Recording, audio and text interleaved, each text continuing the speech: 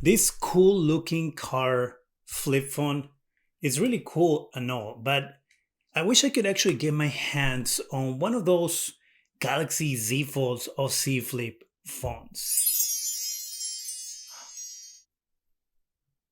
It happened.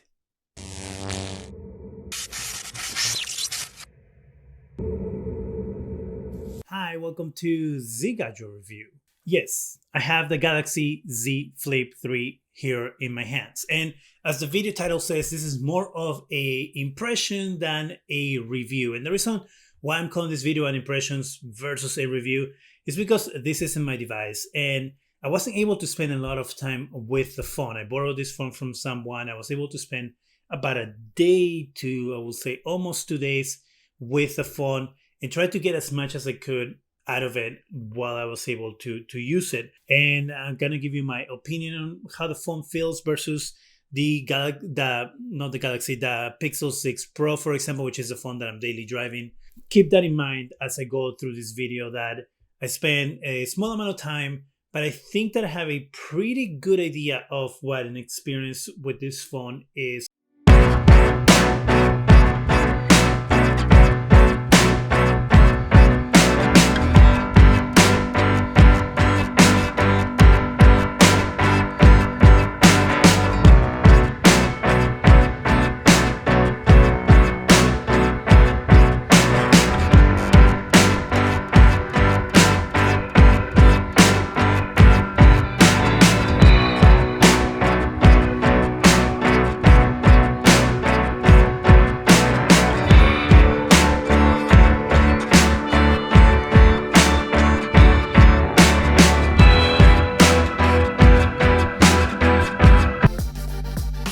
So let's start with a few things. The device is really, really thin, as you can see there.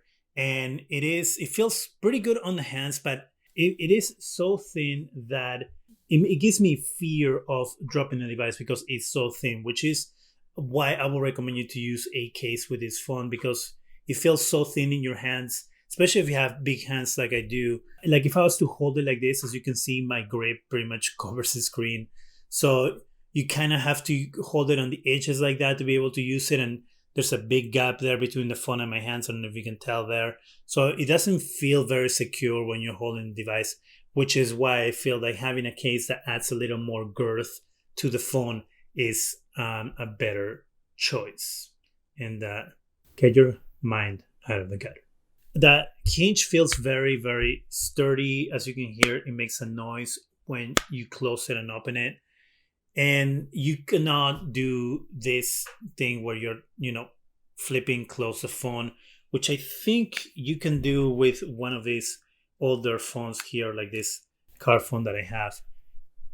I guess it doesn't either. Oh my God, you're so good. So here you can see you have your time, battery status, and all that.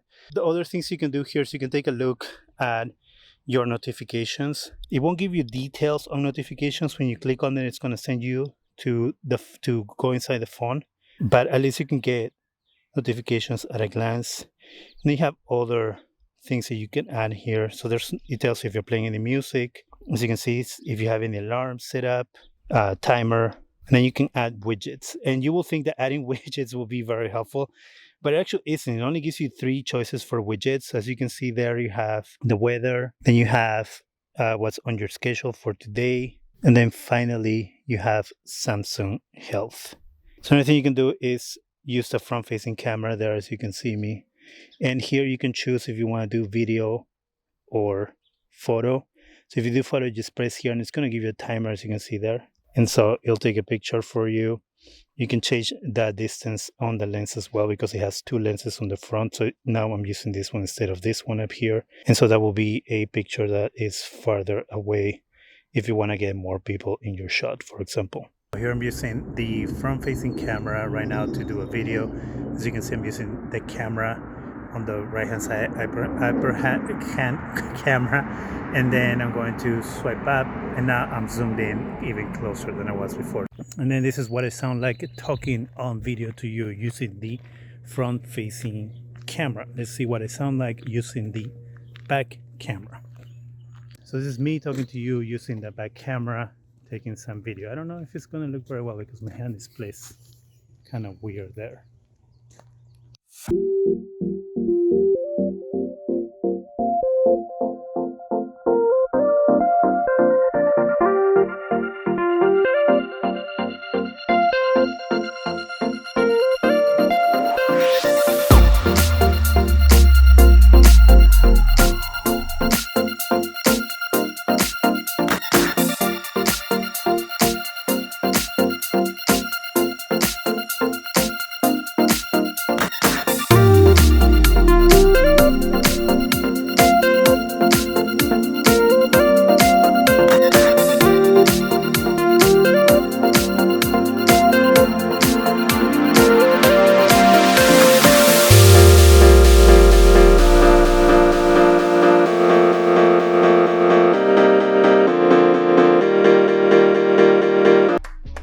Call quality on the device felt very, very good. I never had any issues. It did feel a little weird to have this close to my ear because of how thin it is. And again, as I said, the way you hold the device. And what I was very surprised that actually I wish that Pixel 6 Pro could pull off is that even though this device is thin and small, the sound that comes out of these speakers is a lot louder and I will say better equalized, if that makes sense, than on the Pixel 6 Pro. As I said on my review, the Pixel 6 Pro uses the earpiece as one of the speakers and the speaker at the bottom. But the earpiece portion of the speaker is very, very thin sounding, and sometimes, depending on what you're listening to, you can tell the difference between the sound coming out of the earpiece and the sound coming out of the speaker at the bottom. I did not have that issue with the Samsung Galaxy Z Flip. The sound that comes out of this bottom speaker and earpiece is equally powerful. I will say that that's great by Samsung being able to pull that off out of such a small, thin device. Fingerprint sensor is on the side of the device where the power button is. It is very responsive because it's a physical button, so it does a much better job compared to, for example, the Pixel 6 Pro. Only caveat that I have about that is that it's recessed, and because the phone is so thin, sometimes you miss that button when you're looking for it, when you're trying to press it, because you have the volume rocker is so raised compared to the power button. Then if you are not looking at the phone and you're just feeling for a button, I will say 90% of the time are going to be hitting that volume rocker over the power button. But again, if you have a case on the phone, that's going to help because it's going to kind of give you an idea of where the power button is on the recess of the case. So that's something to keep in mind. The person that owns this phone has a Samsung case that I think is actually pretty cool and does a great job. I'm going to show it to you really quickly. Here we have the case. As you can see, is one piece held together by this piece right here. So it makes a one whole case, so you don't have to have two separate pieces, flying around anywhere. They are held together by this piece of fabric here that has the ring. So if you want to carry your phone like this, you can carry it. As you can see, here it has the loop, as I said, so you can carry it around if you want to. It has this piece right here of fabric that keeps the case together in one piece.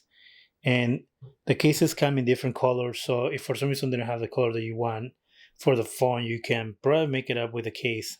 And the case seems to protect the edge of the phone a little bit there. I mean, I don't know if it's doing a super great job. It's not as thick on the edges there, but I think it's enough to protect it. Definitely is going to protect your camera here and front screen if you drop it when the phone's closed, because that's thick enough there to protect that. But as I was mentioning, here you have a cutout for where your power button / fingerprint sensor is. So it'll be pretty easy to find it if you have this style of case here, where you can feel the recess or gap in between the buttons on the case to find where your power button is. This screen that folds is very, very delicate. As I said before, you don't really feel it when you're playing with the phone and touching as I thought I would. I haven't been around a foldable device before this one. And so for being the first time, I was actually impressed of how sturdy it feels. The only issue that I had that it took me a little bit to get used to after a couple of hours, so it wasn't long, was this gap. When I was scrolling, every time I could feel that fold here where the hinge goes. Every time I scroll, you're going to feel it. There's no way that you're not going to feel it. You won't have any issues looking at things on the phone. I will say that the fold on the phone isn't too distracting. Most of the time, if you're looking at it, if you catch the phone at a specific angle, you will definitely see that. It will change the colors in the little space as well. So that's something that you should also keep in mind when you're looking into this phone. There are no gaps in between the hinge and the screen at all. Samsung has done a great job at making sure that that stays sealed and closed to avoid any debris getting in there. And of course, if you want to sit on a table, for example, and watch a video like this, you can always bend it in half and have bottom of the screen there and the video taking part on the whole screen on the top too. I guess if you wanted to set the phone in kind of a stand mode per se and you want to see the whole screen, you can bend it a little bit, as you can see there, and watch a video. But when you're looking at it from the front of the device, you don't really notice that the screen is bent so much if you want to use the phone that way. In the little bit amount of time that I had testing the device, I was able to get about 6 to 7 hours of battery life. Talking to the person who actually owns this phone, the person has been on vacation out of town a few times with the device, and they did tell me that their biggest issue was battery life, that they had to have a charger with them pretty much at all times, especially when they were navigating a new city using maps or looking at videos, taking pictures and things like that. The battery depleted pretty quickly between 5 and 6 hours. Like I said, I was able to get between 6 and 7 hours, but you will definitely need a charger with this phone or a power bank to carry around if you want to use this phone long term during the day. The battery will not last a full day. Let's do some quick side-to-side comparisons between the Pixel 6 Pro and the Galaxy Z Flip 3. So here's from the top, as you can see, and then from the bottom, the thickness of the device clearly is much more on the Samsung side, just by a little bit. It's not a lot, as you can see there. This is clearly a little tiny bit thinner than the Galaxy 6 Pro, but even that small amount of thickness creates a huge difference when using the device. When we put them side to side on top of each other like this, when we sandwich them, you can see that the Galaxy Z Flip 3 is a little bit taller than the Pixel 6 Pro, and I'm right there even on the table. And then when it comes to how wide the phone is, we can see that the Galaxy 6 Pro is a little bit wider than the Z Flip 3. And if you're wondering, yes, camera bump wise, the Pixel 6 Pro beats the Galaxy Z Flip 3. The one thing I'm not a huge fan of is Samsung's OS, and that is just my personal preference. I prefer Android vanilla. I always have. Before, I used to have an HTC phone and HTC skinned Android, but it wasn't crazy skinned like Samsung has always done.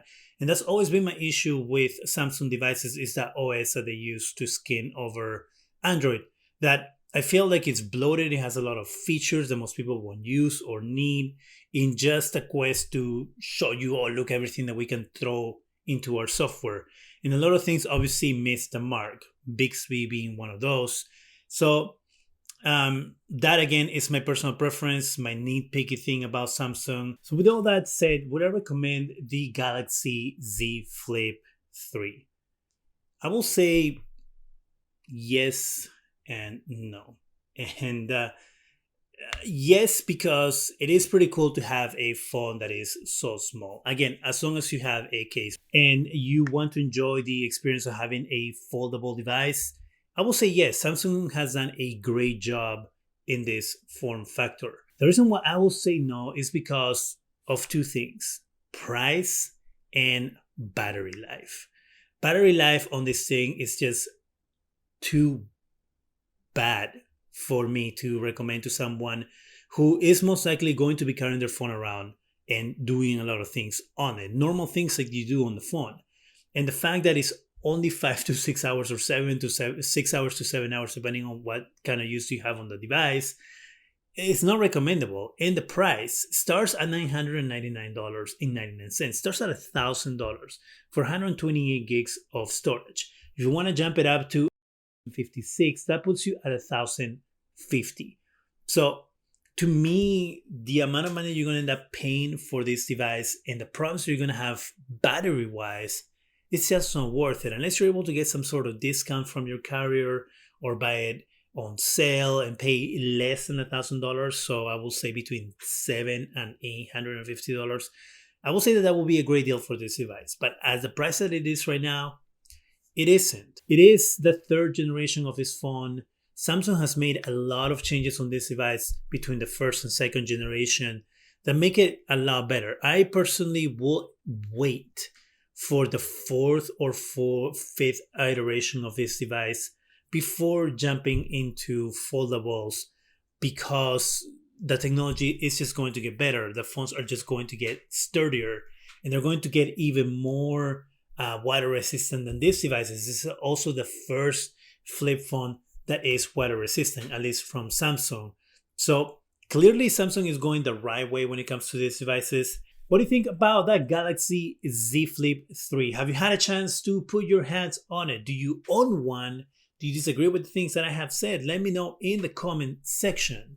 That is it for me. Go ahead and subscribe. Give us a thumbs up. It really helps the channel. Go ahead and hit that bell so you can be alerted every time we have videos. Thank you very much for watching.